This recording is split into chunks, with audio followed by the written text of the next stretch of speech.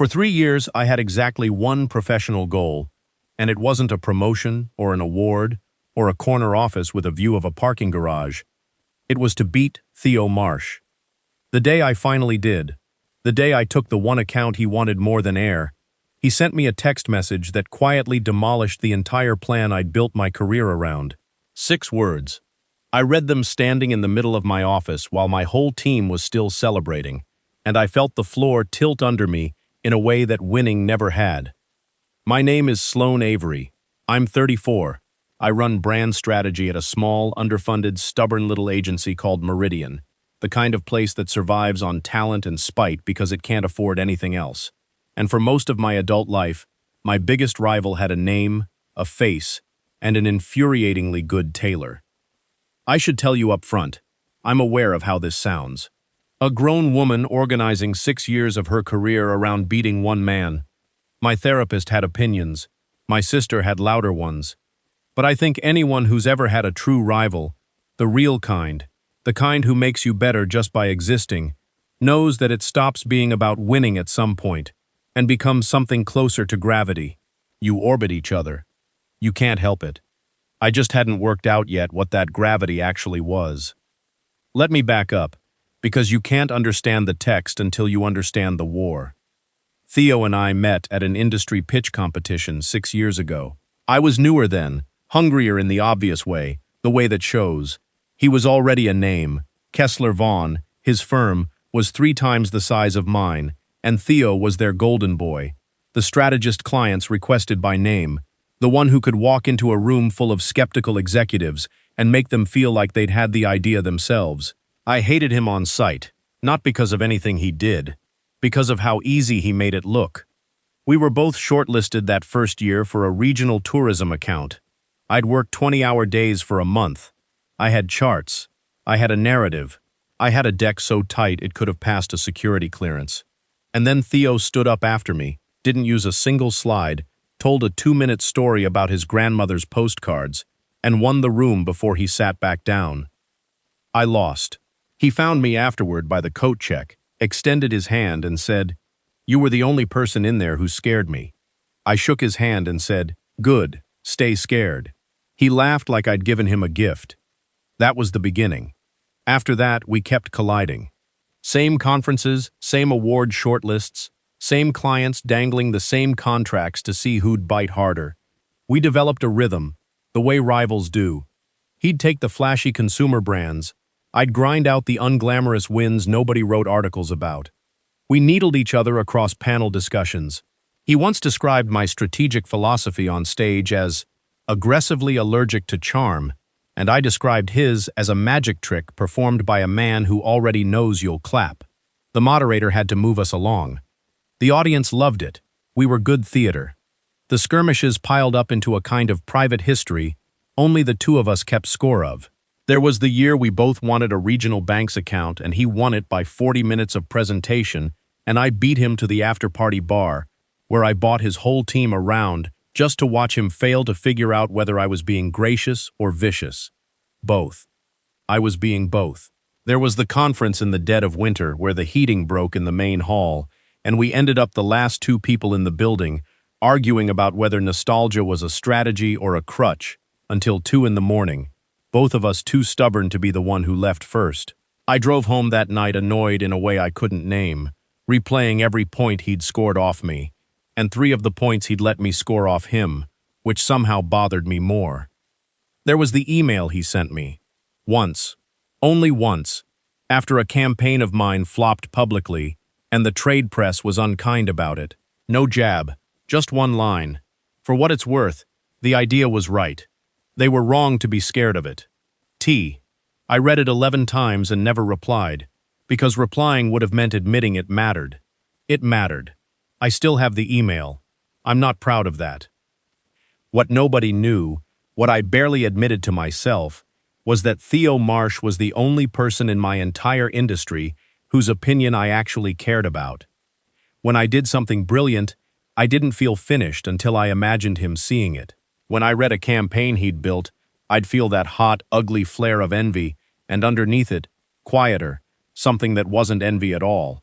I never looked too closely at the second thing. You don't when someone is your enemy. You keep the lights off in certain rooms. So that's the background. Two strategists, 6 years, 100 small skirmishes, and one account that was always going to be the real war. The Hartwell account. Hartwell's was a bakery chain, 81 years old, family-owned, the kind of place where your grandparents bought your first birthday cake. They had 200 locations across the region and a brand identity that hadn't been touched since the 70s. And now the third-generation owner, a sharp woman named Diane Hartwell, was taking the company national. She needed a full rebrand, a strategy, a story strong enough to carry a beloved local name into cities that had never heard of it. It was a career-defining account, the kind you build a reputation on for a decade. Both firms made the shortlist. Of course we did. And the moment I saw Kessler Vaughn's name on that list next to mine, I knew. This was it. This was the one that finally settled it. I want to tell you I was professional about it. I wasn't. I became a person I barely recognized. I slept at the office twice. I rebuilt the pitch 4 times.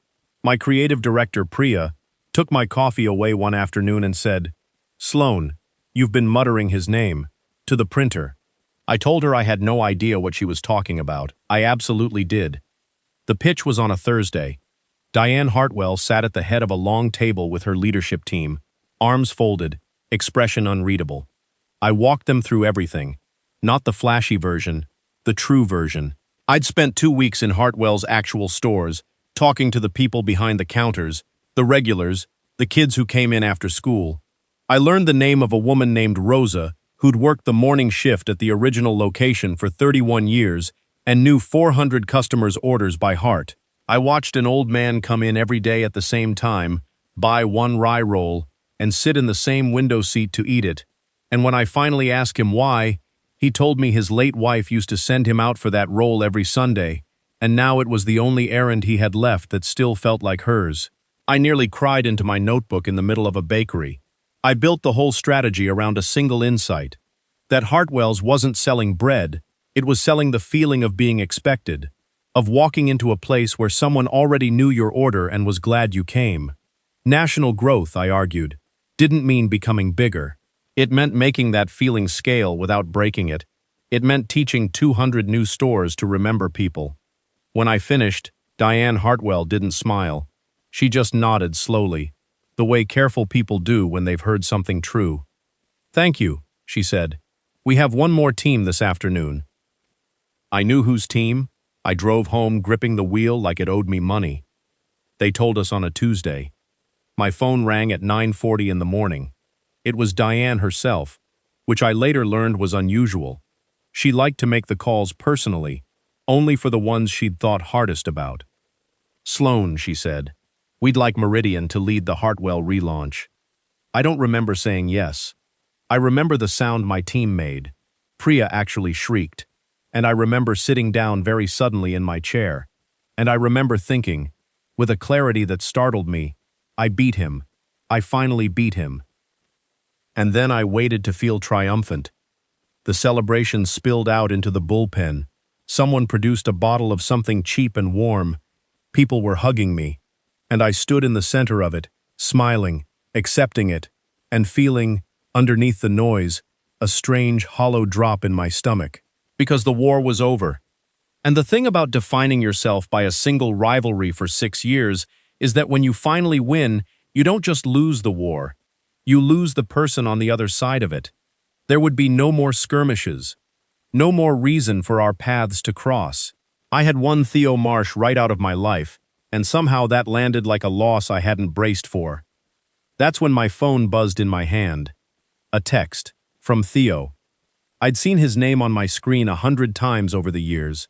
Terse logistics about shared events, the occasional jab. My thumb knew the shape of his contact photo. I opened it standing right there in the middle of the party, and the floor did that tilting thing. It said, "Congratulations, you earned it," which is, by the way, the single most irritating thing about you. Then, before I could even decide how to feel, 3 dots and a second message. "Have dinner with me Friday. I want to hate you in person. T." I read it 4 times. Priya leaned over my shoulder, read it once and said, "Oh, you have to go." I told her I absolutely did not have to go. She took my phone, typed "Friday, you're paying," hit send, and handed it back before I could stop her. "You're fired," I told her. "You can't fire me. We just won the Hartwell account," she said. "Wear the green dress." I told myself it was a professional courtesy, a graceful loser ritual, nothing more. Two competitors shaking hands over a meal. I told myself this the entire time I was, in fact, wearing the green dress. He picked a small place I'd never heard of.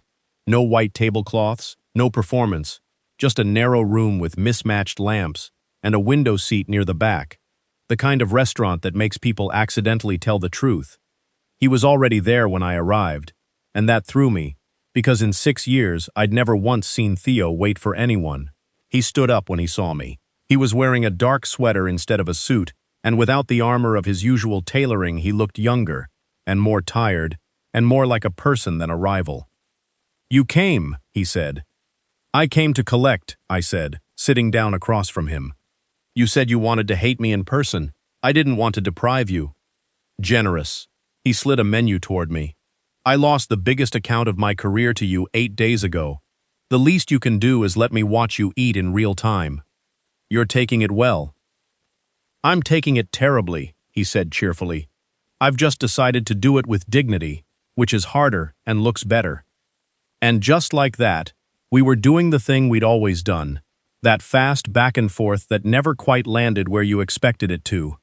But it was different across a small table, with no audience, no panel, no clients to perform for. There was nowhere to hide the parts of it that had always been there underneath. We ordered. We argued about the wine. He wanted something I called a personality test disguised as a grape, and I wanted something he called aggressively unromantic, and we compromised on a bottle neither of us had chosen, which felt, in hindsight, like the whole evening in miniature. There was a moment when the waiter set the bottle down and our hands reached for it at the same time and brushed, and we both pulled back too fast, like teenagers, like the contact had meant something, which it had. He covered it by pouring, I covered it by talking too much. We were so obviously, painfully bad at this. Two people who could read any room in the world except the one we were sitting in. And then, somewhere around the time the bread arrived, he set down his glass and asked the question I wasn't ready for. "Can I tell you something genuinely pathetic? I've been waiting 6 years for this." When Diane called to tell us we lost, he said, my first feeling wasn't disappointment. He turned his glass slowly on the table. "It was that I wanted to call you. To tell you. You won, and the first thing I felt was that you were the only person who'd understand exactly how much that pitch had cost me to lose." He looked up. "Which is insane, Sloan. You're the reason I lost. You're supposed to be the last person I want to talk to." I should have had something quick. That's my whole thing, the quick reply. I didn't have one. Because I'd felt the exact same thing, in the exact opposite direction, standing in the middle of my own celebration. He's the only one who'd understand. "That's not pathetic," I said finally. My voice came out lower than I meant it to. "No? No. It's just—" I stopped. Started again. "I've spent 6 years measuring myself against you. Every good thing I've ever made, I made it imagining you seeing it. I thought that was competition. I made myself hold his eyes. I'm starting to think I had the word wrong the whole time." The room got very quiet, the way a room does when something true has been said in it. He didn't smile his charming smile, the one I'd watched him use on 100 clients. His face just opened. "Yeah," he said softly. "Me too." Neither of us touched the bread. Here's the part where I'm supposed to tell you we figured it out cleanly. We didn't. It got complicated first, because that's what real things do. They get complicated before they get good. We started seeing each other. Not officially, not with a word attached to it. He'd text me at midnight, disprove a theory for me. I'd text him at 6 in the morning. "Your firm's new tagline is a crime, and I need you to know I'm aware of it." We had dinner again, then coffee. Then a long walk along the river where neither of us had any reason to be except each other. We were both terrible at admitting what was happening, which, for two people who told stories for a living, was deeply embarrassing. It was strange, the way the rivalry didn't vanish so much as change costumes. We still argued about everything. It just stopped being a contest and started being the most fun I'd ever had. He'd defend some campaign I found indefensible purely to watch me get worked up about it, and then admit, 20 minutes later, that he agreed with me and had only been arguing to see my face do the thing it does. I asked what thing. He said, "You don't know about the thing. That's what makes it good." I threw a sugar packet at him. He kept it. I found out later he actually kept it, in his wallet, which is the single most ridiculous thing I have ever learned about another adult, and also the moment I knew I was in real trouble. On that walk by the river, he told me about his actual grandmother, the one from the postcard story he'd won the room with 6 years ago. He told me the story was true, but that he'd left out the ending, that she'd died the week before that pitch, and that telling strangers about her postcards had been the only way he could think to keep saying her name out loud. "I won the account on the worst week of my life," he said, looking out at the water, "and everyone congratulated me for being so charming." He laughed, but it wasn't his stage laugh. "You were the only person who looked annoyed instead of impressed. I think that's the first time I ever wanted to know you." I'd spent 6 years resenting that postcard story. I never told him that. I just took his arm, and we kept walking, and something in the resentment quietly let go of me. There was a moment 3 weeks in. We were standing outside my building after dinner, both of us stalling, neither willing to be the one to end the night. It had started to rain, the soft kind, and he reached up to brush a wet strand of hair off my face, and his hand just stayed there, against my cheek. We stood close enough that I could feel the warmth coming off him in the cold. I looked up at him. He looked at me like I was a problem he'd been trying to solve for 6 years, and had only just realized he didn't want to. And then a car alarm went off half a block away, loud and stupid, and we both flinched and laughed, and the moment broke like glass. He stepped back. "I should," he said. "Yeah," I said.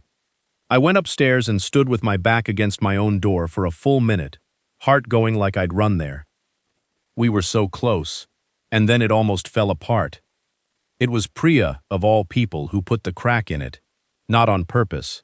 We were prepping the first big Hartwell deliverable, and she mentioned, offhand, that she'd heard Kessler Vaughn was in trouble, that losing Hartwell had been worse for them than anyone realized, that there were whispers Theo's job was on the line, and that his partners were furious, and that Kessler Vaughn was reportedly looking to claw back ground any way they could, including, she said, by trying to poach talent or intelligence from the firms that beat them.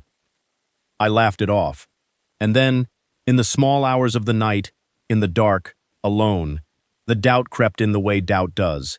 He asked you to dinner 8 days after losing. He's been pulling you closer ever since. You're leading the account his firm needs to survive. What if the dinner was never about you at all? It's an ugly thing, to suspect the person you're falling for. Uglier still when you can construct a version of events where it makes perfect sense. I sat with it for 2 days and let it poison everything, and then I did the thing I always do, the thing that made me good at my job and bad at being a person. I went straight at it. I called him, I asked him to meet me, and when we sat down, same restaurant, same window seat, because by then it had become our table without either of us saying so, I didn't soften it. "I need to ask you something, and I need you to not be charming about it," I said. "Did you ask me to dinner because of the account?" He went still. "What? Kessler Vaughn is in trouble. You lost Hartwell, and then you asked me out, and you've kept me close, and I lead the account that could save your firm. So I need to know." My voice was steadier than I felt. Am I a strategy?" For a moment he didn't say anything, and the silence scared me more than any answer, because Theo Marsh always had an answer. He could talk his way through anything. That was the whole problem with him. That was the whole problem with trusting him. Then he said quietly, "That's the cruelest thing anyone's ever asked me, and I think I deserve it." "Theo." "No, let me." He put both hands flat on the table. "You're right that the timing looks terrible. You're right that my firm is drowning. You're right that, on paper, getting close to the strategist who's holding the account we needed is the smartest play I could make." He looked up, and there was no charm in his face at all. None of the practiced ease I'd watched him deploy for years. Just something raw. "And I want you to know that I've thought about how it looks every single day, and I've kept seeing you anyway, because the truth is so much more humiliating than a strategy." "What's the truth?" I said. "The truth is, I've been a little in love with you since the coat check 6 years ago." He said it plainly, like he was finally setting down something heavy. "You told me to stay scared, and I have been scared the entire time, of exactly this, of the moment you'd look at me and see a calculation instead of a person. I didn't ask you to dinner to save my firm, Sloan. I asked you to dinner because I lost the one thing I'd worked toward for years, and the only thought in my head, louder than the loss, was that maybe now there was no contract between us. There was nothing left in the way."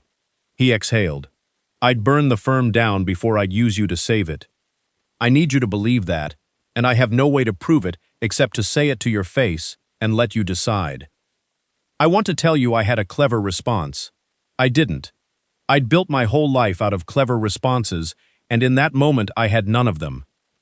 What I had was the memory of him standing in the rain with his hand against my face, the midnight texts, the fact that he'd waited for me at a restaurant when he'd never waited for anyone, the fact that I'd been just as scared, in just the same way, in the opposite direction.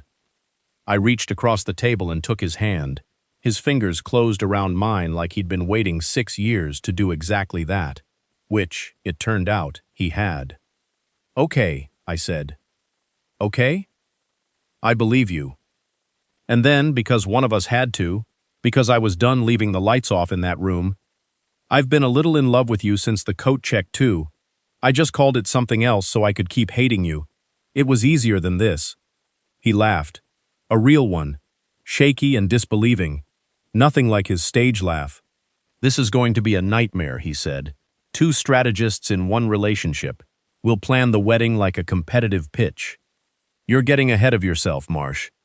I've been ahead of myself for 6 years. Keep up." And then he leaned across the table, our table, and kissed me. Soft and certain, and a long time coming, the kind of kiss that isn't a beginning so much as an admission that the beginning happened ages ago and you both just refused to notice. When we pulled apart, his forehead rested against mine for half a second, and he murmured, "For the record, I'm still bitter you took the account." "I know," I said. "It's the most irritating thing about you. We figured out the rest, the way you figure out anything hard, slowly, and not always gracefully. The conflict of interest problem was real, and we didn't pretend it wasn't. I went to Diane Hartwell myself and told her the truth before any rumor could reach her first, that I'd become involved with the lead strategist from the firm she'd passed over, and that if it compromised her trust in any way, I'd hand the account to Priya without argument. Diane Hartwell looked at me for a long moment with those careful, unreadable eyes. Then she said, "Sloan, I picked you because you went into my stores and talked to my people instead of talking to me. I trust your judgment about a bakery. I'm going to trust it about your life." She paused. "He's the Kessler Vaughn one? The grandmother postcard boy?" I said he was. She almost smiled. "Good story, that one. Make sure he's worth it." He was worth it. Kessler Vaughn did go through a rough year. That part wasn't a rumor. But Theo didn't get clawed under by it.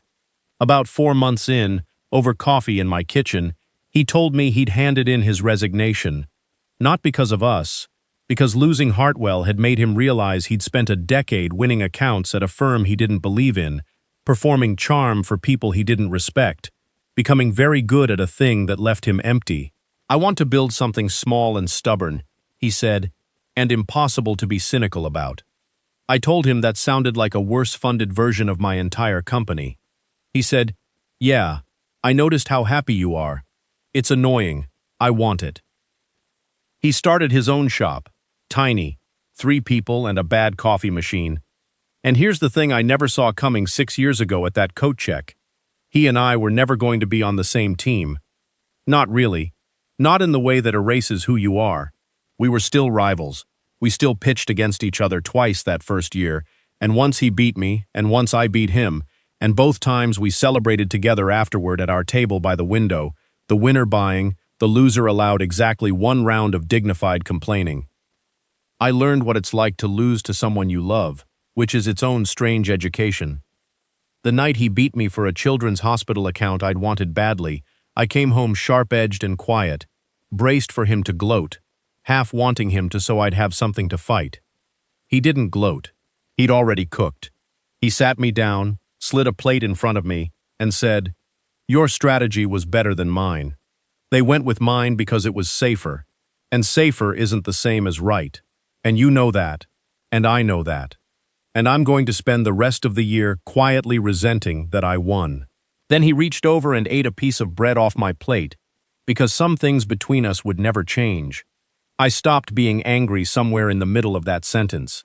It is a very specific kind of luck, to lose to the one person who refuses to let you feel small about it. The competition didn't disappear when the love showed up. That's what I'd had wrong the whole time. I'd thought I had to win him out of my life or lose him into it, but it turned out the thing I'd been calling a war was just the only language we'd had for paying that much attention to each other. We never stopped sharpening each other. We just stopped pretending that was the same as wanting to win. A year and a half after the dinner, he proposed. And yes, he did it as a pitch, the absolute lunatic. Full presentation, a deck. Slide 1 was the photo from that coat check 6 years ago that I didn't even know he'd kept. A colleague had snapped it, and there I was, 28 and furious, shaking the hand of the man who'd just beaten me, telling him to stay scared. The final slide was a single line, counteroffer, forever, terms negotiable.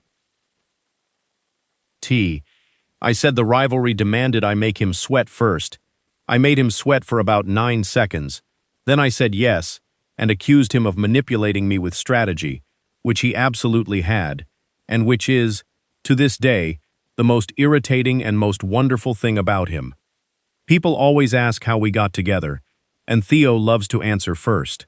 She destroyed me professionally, he'll say, and I was so impressed I married her. And then I add the part that's actually true, the part it took me 6 years and one hollow victory to understand.